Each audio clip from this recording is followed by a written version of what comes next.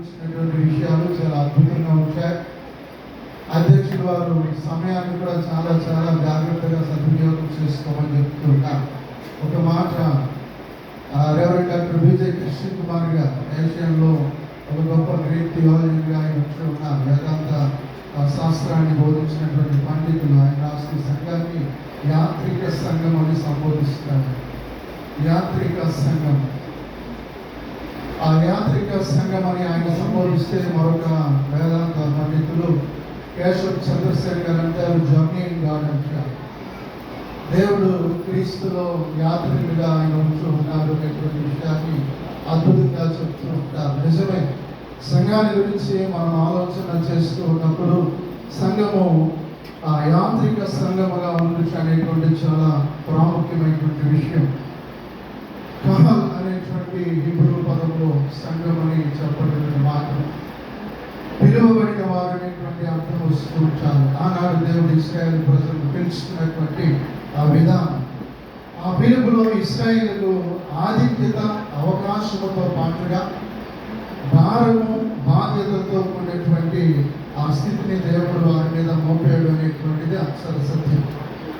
దేవుడు మనల్ని పిలుచుకున్నాడు.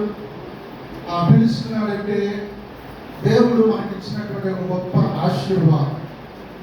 ఆశీర్వాదంతో పాటు అది ఒక ఆధిక్యతగా మనము ఆ తలపోసుకుంటూ ఉంటున్నప్పుడు ఆ ఆశీర్వాదంతో ఉన్నటువంటి ఆధిక్యతలో ఆయన మన మీద బరువు భారాన్ని బాధ్యతను కూడా పెట్టాడు.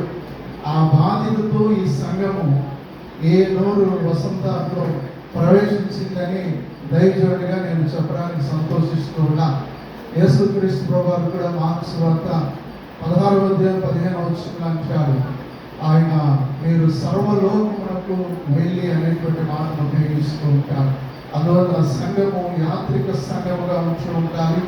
సంఘాన్ని గురించినటువంటి అద్భుతమైనటువంటి ఆ మాట మనమెన్నడూ కూడా మర్చిపోకూడదు. The church is on the move అంటారు. సంఘము కదలిక కలిగి ఉంటారు. ఆయన ఒక మాట చెప్పేవాడు మనకు ఎప్పుడు కూడా, ఎప్పుడు బావిలో తప్పలా ఉండడానికి కాదు, కానీ అది ప్రవహించేటువంటి నీరుగా ఉండాలి అంటూ ఉంటారు. అది దేవుని మహాకృతిలో మరి 100 సంవత్సరాల క్రితము ఈ స్థలంలో ఈ పరిస్థితుల్లో ఈ చుట్టుపక్కల పరిసర ప్రాంతాలు ఎలా ఉంటాయో ఒకసారి మన ఊహకు కూడా అన్నారు.